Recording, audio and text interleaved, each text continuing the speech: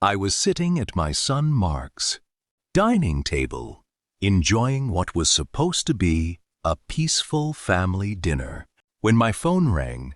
It was Maria, my cleaning lady, her voice trembling with panic as she asked if anyone else had keys to my home. I told her no, absolutely not. That was when she dropped a bombshell that sent cold chills down my spine. She said there was a massive moving truck backed right up to my front door, and a strange woman was downstairs, directing workers to load my furniture into it.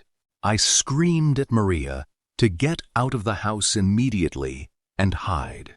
9 minutes later, I pulled up to my driveway, with 2 police cars right behind me, completely unaware of the shocking secret my own family was hiding from me. My name is Eleanor, and at 62 years old, I thought I had built a stable, comfortable life for myself.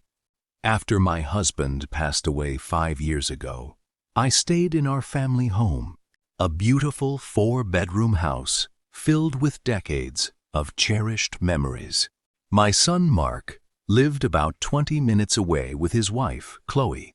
Mark was always a bit ambitious and impulsive, often jumping into risky business ventures that rarely paid off.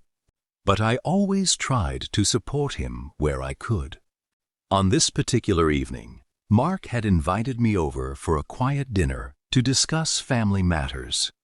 As we sat down to eat, I noticed Mark and Chloe seemed unusually nervous, constantly checking their phones and exchanging whispered glances. I brushed it off, assuming they were just stressed about work. Then my phone rang on the table. It was Maria, a trustworthy woman who had been cleaning my house twice a week for over 6 years. She was supposed to be finishing up her late afternoon shift at my place. When I answered, her voice was barely a whisper, filled with genuine fear. She asked me if I had authorized anyone else to come into the house because someone was unlocking the front door. I felt a pit form in my stomach and told her no, nobody else had keys. Maria then moved to the upstairs window and told me that a full-sized commercial moving truck was parked on my lawn. Men in uniforms were carrying out my living room chairs, my vintage artwork, and my late husband's mahogany desk. Standing on the porch directing them was an unfamiliar woman holding a clipboard and a master key. Panic surged through me. I yelled into the phone for Maria to drop everything, slip out the back door, and call emergency services from her car. I stood up from Mark's table, my hands shaking uncontrollably as I told him someone was robbing my house right now. To my utter shock, Mark did not look surprised or alarmed at all.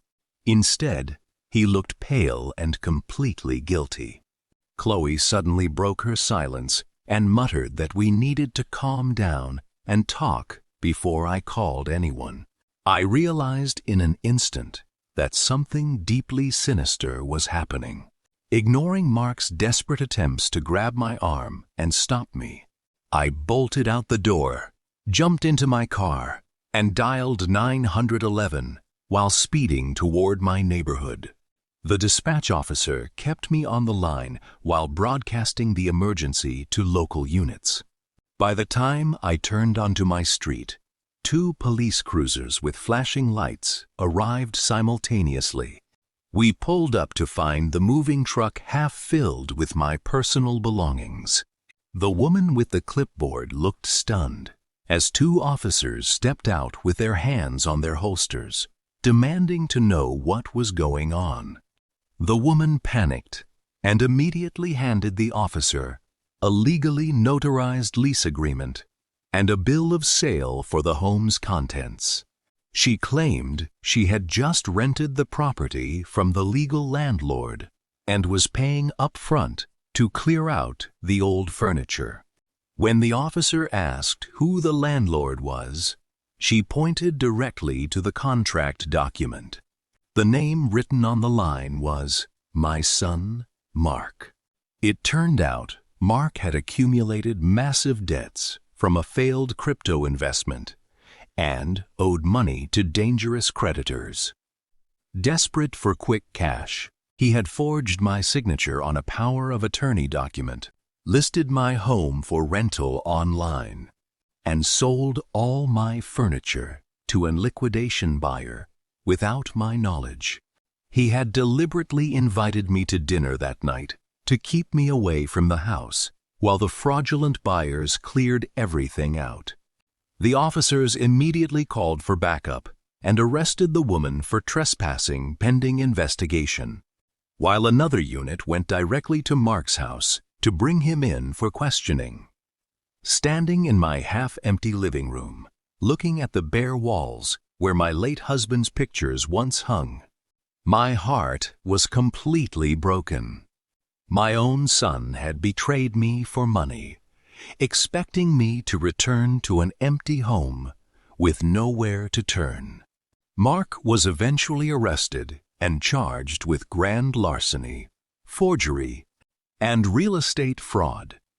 Despite his tearful pleas for me to drop the charges, I knew I had to let the legal system take its course because enabling his behavior would only destroy us both. With the help of the police, every single piece of my stolen furniture was recovered and returned to my house within a week. It was a painful lesson that betrayal often comes from those closest to us. But standing up for truth and justice gave me the strength to rebuild my peace of mind.